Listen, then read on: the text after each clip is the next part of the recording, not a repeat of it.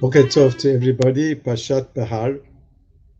The Torah speaks in Parshat Behar about the centrality of Eretz Israel, amongst many other topics.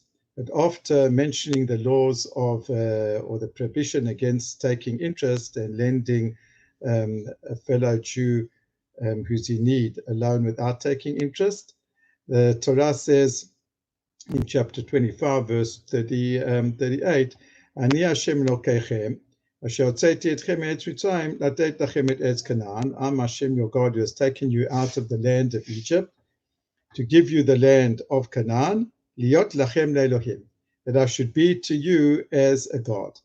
Rashi makes the point, what's the connection between these two things? Taking us out of Egypt in order and bringing us to Eretz Israel, that he should be for us a God. So Rashi quotes over here from the Gemara and from the Midrashim, which says that Kol Adar be'Eretz Israel ani lo le'Elohim. If I'm a person who lives in Eretz Israel, for him I'm not a God. Anyone who leaves Eretz Israel, koved avodah zarah, it's as if he worshipped idols, idol worship. So that's the connection. I took you out of Egypt to bring you to Eretz Israel, and Davka in Eretz Israel, I'm for you as Hashem. The Rashba explains in Masechet Ketubot that the reason for such a harsh a statement or uplifting statement, depending when it was, is that in Eretz Israel, the Hashgacha, divine providence, is direct to everyone who's living in Eretz Israel. Over here, it's a different level. Whereas in Chutz La'aretz, all the providence that there is on Jews and others is via angels, via intermediaries, and therefore it's as if there is a form of Avodah Zarah. The question is, though, why is it that over here in Parshat Behar, and it repeats this basically in Parshat Bechukotai, why at the end of the book of Vayikra do we find that there is this statement, this notion about Eretz Yisrael being so central? It seems out of context because we usually associate the book of Vayikra as a book of korbanot. Indeed, that's what one of the synonyms of one of the other names that Chazal gave the book of Vayikra. They called it Torat Kohanim. So it's correct. The book of Vayikra does deal basically with sacrifices, and it does deal definitely with the laws of the Mikdash, Tum and Tahara. But that's only the first 7 chapters. But still, I mean, there's a lot about Kohanim and about sacrifices. So why does this notion and the laws of Eretz Yisrael and the laws of Shemitah, what they're doing over here when they should be, and they are indeed mentioned in other books? I saw once that Dr. Yael Ziegler, she made the point that that in Eretz Yisrael, that the book, of Vayikra, it's correct, it speaks about korbanot, but basically the topic is, or the central theme and motive in the book of Vayikra is Kedusha, is about holiness. And there's 3 types of holiness. There's the holiness of place, the holiness of a man, and the holiness of time. So the holiness of place is obviously everything that is connected, all the laws mentioned in Parshat, in the book of Vayikra about the Mishkan.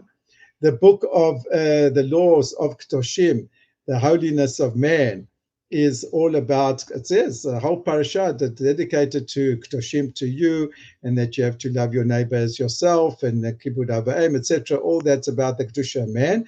And then there's also the Kedusha of time. Last week's Parsha, which speaks about the end of Parshat Emor, speaks about all the Chagim, all the special times, occasions, which there's a Shabbat and Yom Tov, Rosh Chodesh, etc.